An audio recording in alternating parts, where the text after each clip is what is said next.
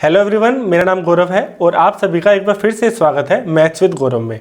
हमने पिछली वीडियो में परसेंटेज टॉपिक के सक्सेसिव परसेंट के कंसेप्ट को डिस्कस किया था और उसके ऊपर कुछ क्वेश्चंस को सोल्व किए थे। आइए आज की वीडियो में हम थोड़ा आगे इस कंसेप्ट को समझते हैं।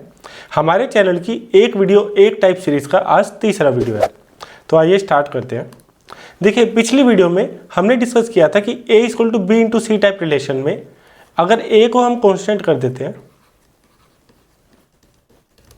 तो बी और सी के परसेंट इंक्रीज डिक्रीज होने से कैसे चेंजेस आते हैं उसको हमने डिस्कस किया था। आज की वीडियो में हम देखते हैं कि अगर ए भी कांस्टेंट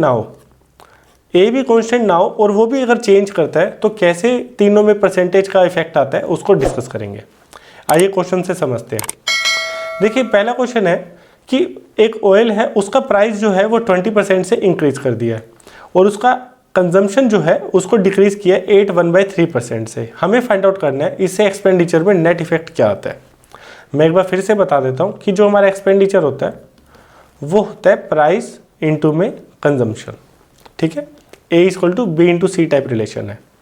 हमें यहाँ गिवन है कि जो प्राइस है, देखिए इस क्वेश्चन को कैसे करते हैं मैं वो बताता हूँ। पहले आप एक काम करिए, जो प्राइस का परसेंटेज चेंज है उसको लिख लीजिए। भाई ये है 20% का इंक्रीज, और अगर मैं प्लस लिख रहा हूँ तो प्लस का मतलब है इंक्रीमेंट, और अगर हम माइनस यूज़ कर रहे हैं तो माइनस का मतलब है डिक्रीमेंट।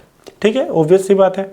तो प्लस 20% को हम फ्रैक्शन में ले लेते हैं तो ये आ जाएगा प्लस 20/100, तो ये हो जाएगा प्लस 1/5। अब ये प्लस 1/5 क्या सिग्निफाई करता है कि अगर p की वैल्यू 5 रही होगी और उस पर 20% का अगर चेंज आएगा तो वो +1 से इंक्रीज होगी और उसकी न्यू वैल्यू क्या हो जाएगी 6। ठीक है, हमने पिछली वीडियो में समझा था बहुत अच्छे से। ऐसे ही हमारा जो कंजम्पशन है, इस बार उसमें जो डिक्रीमेंट आया है वो आया है -8 1/3।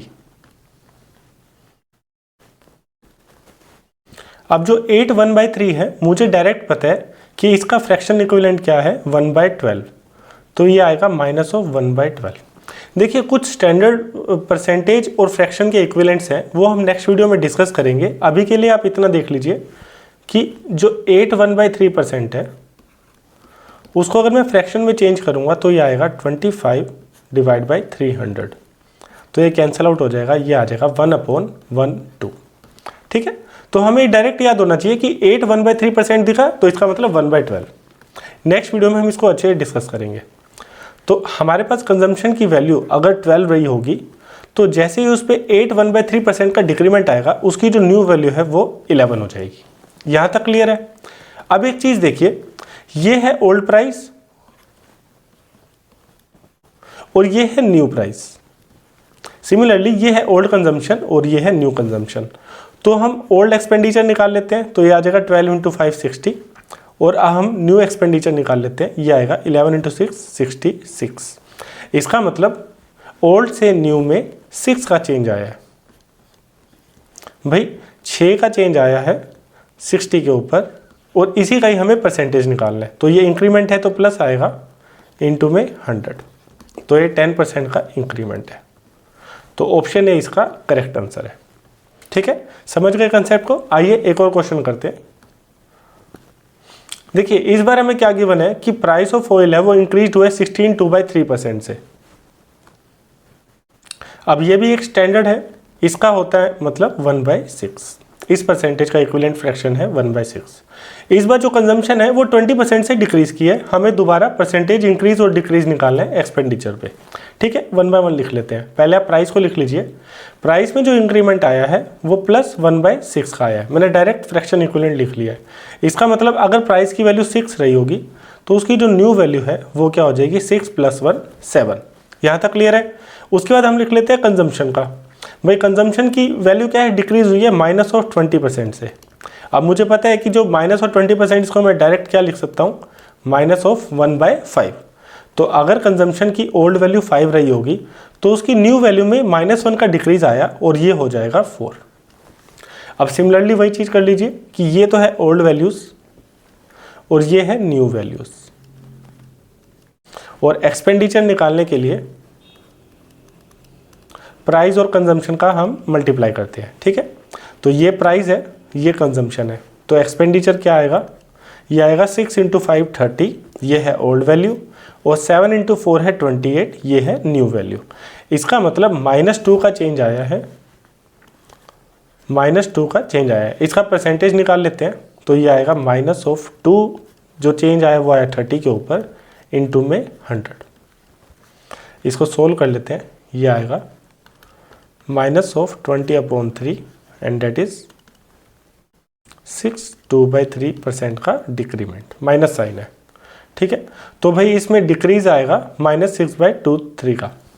ओके, इसका आंसर ये है। ऑप्शंस नहीं गिवन है बट ठीक है।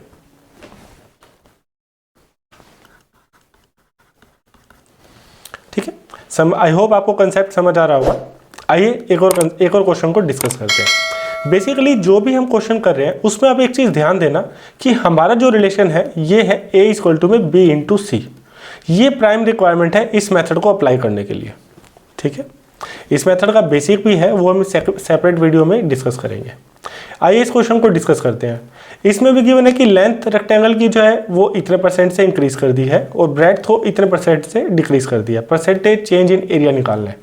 तो यहाँ देखिए, जो एरिया ऑफ रेक्टेंगल है वो हमें पता है A = L × B होता है। अब ये A = B × C type relation है, डेट मीन्स वो अप्रोच हम यहाँ अप्लाई कर सकते हैं। तो आइए लिख लेते हैं भाई, लेंथ जो है उसमें जो इंक्रीमेंट आया है +37 1/2% का। इसको अगर हम लिखेंगे, ये भी एक स्टैंडर्ड ही है। कैसे, देखिए 1/8 जो है, अगर मैं आपको बोलूँ उसका मुझे परसेंटेज इक्विवेलेंट निकालना है, तो इसको 100 से मल्टीप्लाई करेंगे। तो ये क्या आएगा, ये आएगा 12 1/2%, ठीक है।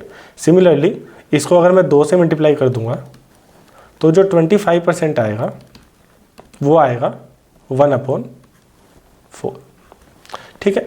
अगर इसको मैं 3 से मल्टीप्लाई करूंगा तो मेरे पास आएगा 37 1/2%, और उसकी वैल्यू आएगी 1/8 को 3 से मल्टीप्लाई करना है, तो ये आएगा 3/8। हमारे क्वेश्चन में यही वैल्यू हमें गिवन थी 37 1/2। तो मुझे डायरेक्ट पता था इसका जो फ्रैक्शन इक्विवेलेंट है वो है +3/8। आपको फ्रैक्शन इक्विवेलेंट्स इजीली पता होने चाहिए, ठीक है। अभी ब्रेड्थ लिख लेते हैं। भाई ब्रेड्थ में जो चेंज आया वो आया -20% का, तो ये हो जाएगा -1/5। तो वैल्यूज लिख लेते हैं कि जो लेंथ है अगर पहले 8 थी तो उसमें इंक्रीज आया 3 का, तो न्यू वैल्यू उसकी है 11, ठीक है। यहाँ ओल्ड वैल्यूज लिख रहे हैं और यहाँ पे हम न्यू वैल्यूज लिख रहे हैं। सिमिलरली ब्रेड्थ की वैल्यू अगर पहले 5 थी तो उसमें -1 का चेंज आया और वो हो गई 4।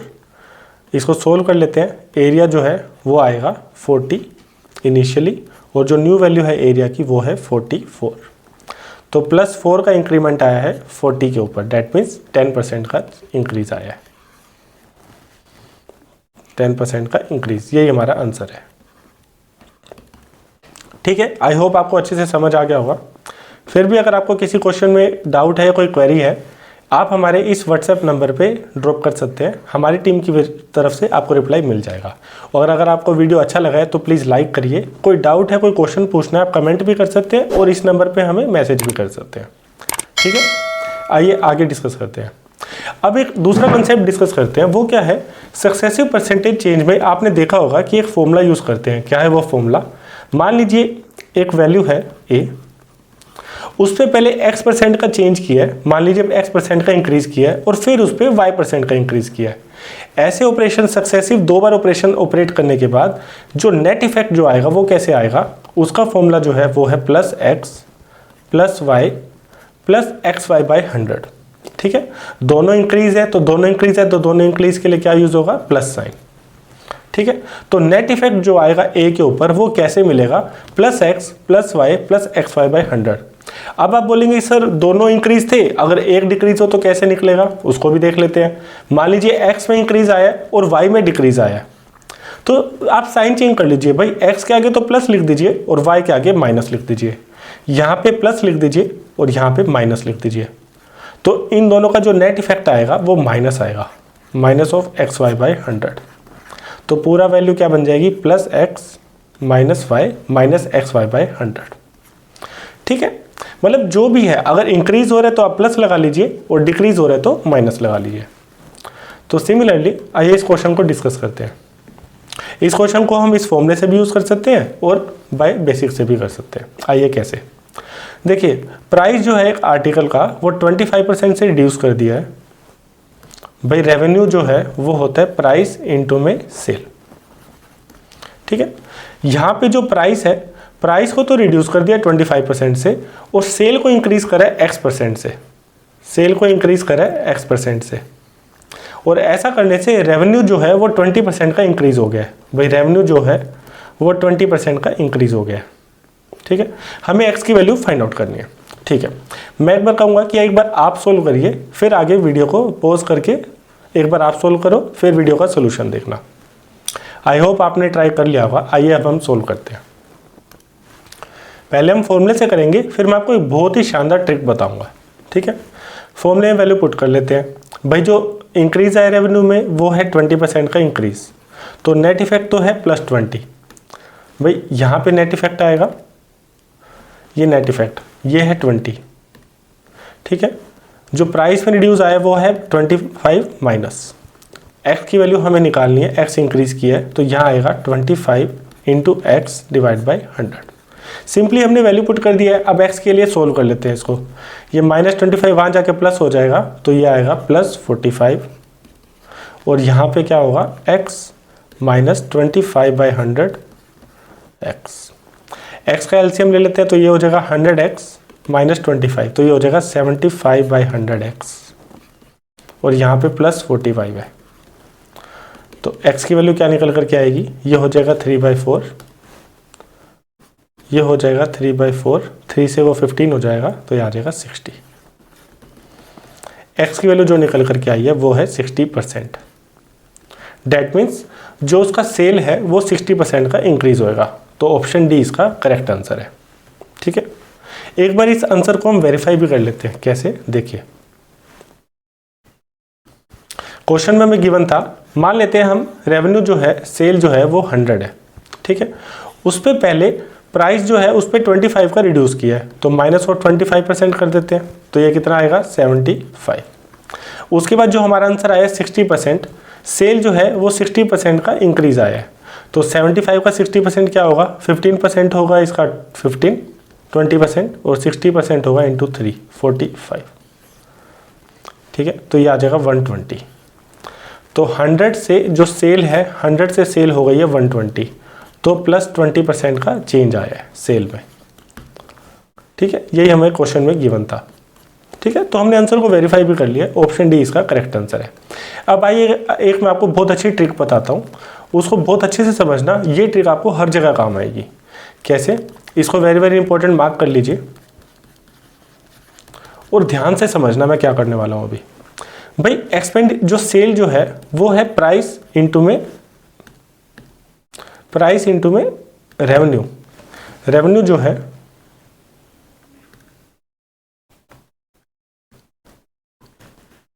एक सेकेंड, ठीक है। रेवेन्यू जो है वो है प्राइस इंटू में सेल। मान लेते हैं मैं रेवेन्यू को 1 मान लेता हूँ, प्राइस को भी 1 मान लेता हूँ और सेल को भी 1 मान लेता हूँ। कोई डाउट है इसमें? नहीं, ठीक है।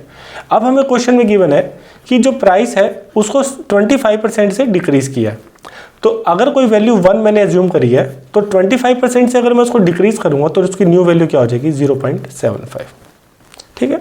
तो प्राइस को मैं लिख लेता हूँ 0.75। अभी सेल में X% का चेंज आया लेकिन मुझे नहीं पता वो क्या है, तो सेल की न्यू वैल्यू मैं सेल ऐसी मान लेता हूँ।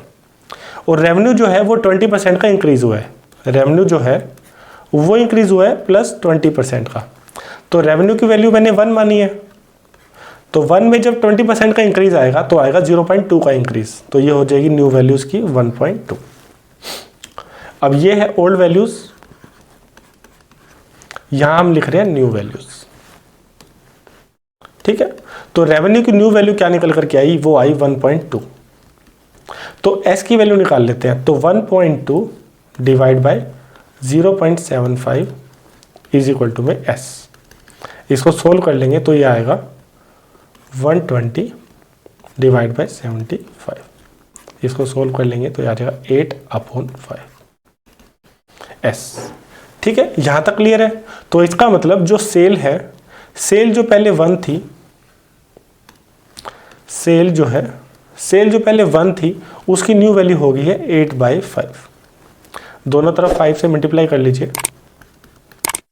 तो 5 से हो गई है 8। इसका मतलब +3 का इंक्रीज आया है 5 के ऊपर। परसेंटेज निकालने के लिए 100 से मल्टीप्लाई कर लीजिए तो ये आएगा +60% का चेंज।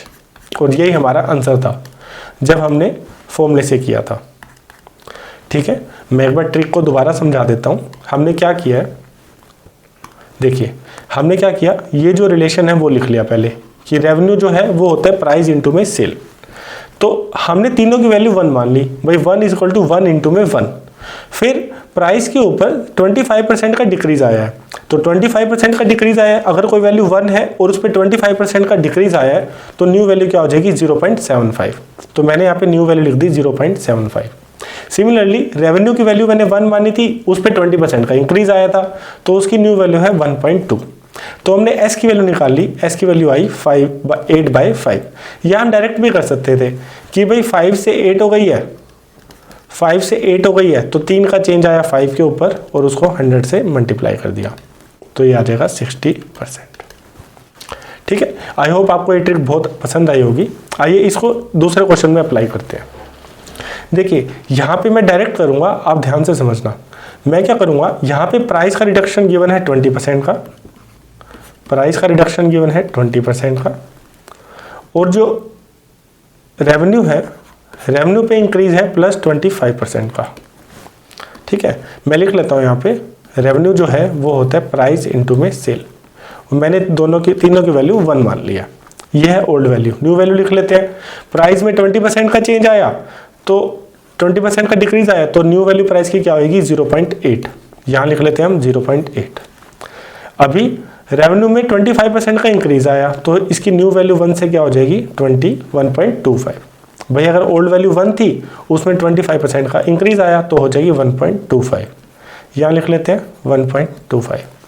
एस की वैल्यू निकाल लेते हैं तो 1.25 डिवाइड बाय 0.8,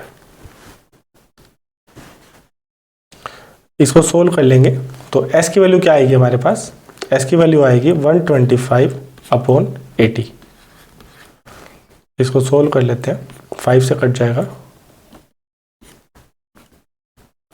तो 25/16। एस की वैल्यू आ गई 25/16, तो परसेंटेज के लिए 25/16 इंटू में 100, तो ये हो जाएगा सॉरी एस की वैल्यू आई 25/16। इसका मतलब एस की वैल्यू जो है अगर पहले 16 होती तो 16 से वो क्या हो जाएगी 25, मतलब +9 का चेंज आया। तो परसेंटेज निकालने के लिए क्या करेंगे भाई, +9 का चेंज आया है 16 के ऊपर इंटू में 100, ये हमारा परसेंटेज चेंज आ गया है। तो इसको सोल्व कर लेते हैं, ये 4 ये 25, तो 225 डिवाइड बाय 4, तो इसका आंसर होगा 5625। ऑप्शन सी इसका करेक्ट आंसर है। ठीक है, आपको समझ आया? मैं एक बार फिर से बता देता हूँ। प्राइस जो था हमने तीनों को 1 मान लिया, भाई रेवेन्यू भी 1 है, प्राइस भी 1 है, सेल भी 1 है। फिर हमने देख लिया कि प्राइस जो है उस पर 20% का डिक्रीज आया है, तो अगर उसकी वैल्यू 1 है तो 20% से डिक्रीज होगा तो न्यू वैल्यू क्या आएगी 0.8। ऐसे ही रेवेन्यू की वैल्यू 1 थी, उस पर 25% का इंक्रीज आया है तो उसकी न्यू वैल्यू क्या होगी 1.25। यहाँ हमने वैल्यू पुट कर ली कि भाई रेवेन्यू आ गया 1.25, प्राइस है 0.8, एस की वैल्यू हम निकाल लेते हैं। एस की वैल्यू हमारे पास आई 25/16।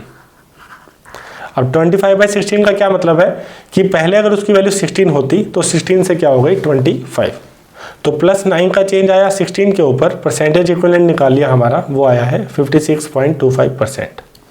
तो ऑप्शन सी इसका करेक्ट आंसर है।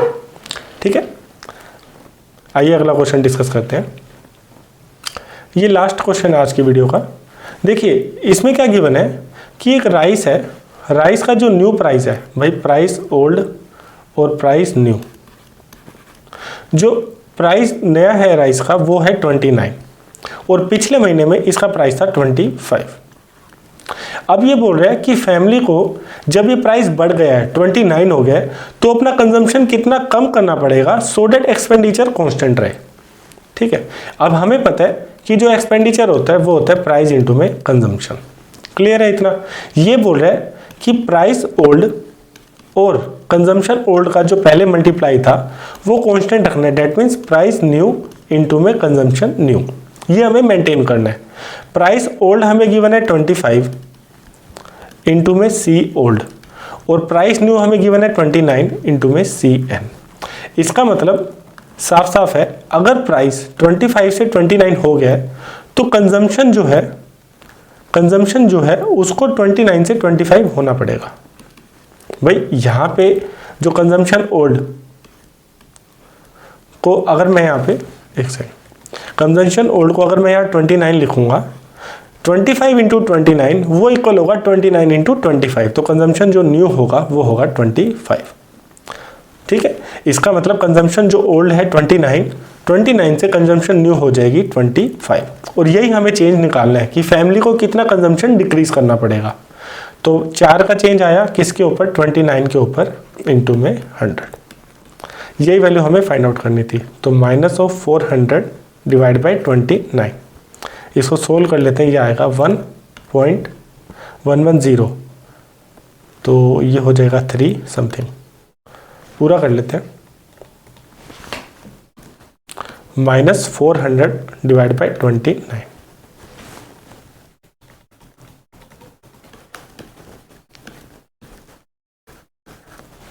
तो 1 आएगा 29, 1103, तो ये आ जाएगा 87, 23, एक 0 आ जाएगी तो 0.7 आ जाएगा, 7 समथिंग, मतलब 13.7 समथिंग आएगा।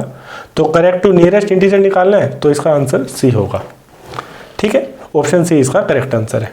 सिंपल था कि प्राइस जो है 25 से 29 हो गया तो कंजम्पशन को 29 से 25 होना पड़ेगा, तो 4 का चेंज आया 29 के ऊपर, उसका हमने परसेंटेज इक्विवेलेंट निकाल लिया। ठीक है, तो आज की वीडियो में आई होप आपको बहुत अच्छा लगा होगा। बेसिकली हमने जो ये 2 क्वेश्चन डिस्कस किए थे, एक तो ये वाला और एक दूसरे वाला, ये वाला, इस 2 को आप थोरोली रिवाइज करना। इसका जो मैंने इंपॉर्टेंट ट्रिक बताया है ये आपको काफ़ी जगह यूज़ होएगा। ठीक है, इसको अच्छे से समझना, मैंने आपको क्या बताया था। ठीक है, एंड मिलते हैं नेक्स्ट वीडियो में। टिल देन पढ़ते रहिए। अगर कोई भी आपको डाउट है तो आप आराम से इस नंबर पे अपना डाउट डाल सकते हैं, हमारी टीम की तरफ से टाइमली आपको रिप्लाई मिल जाएगा। टिल देन पढ़ते रहिए, मिलते हैं नेक्स्ट वीडियो में। Take care and bye bye.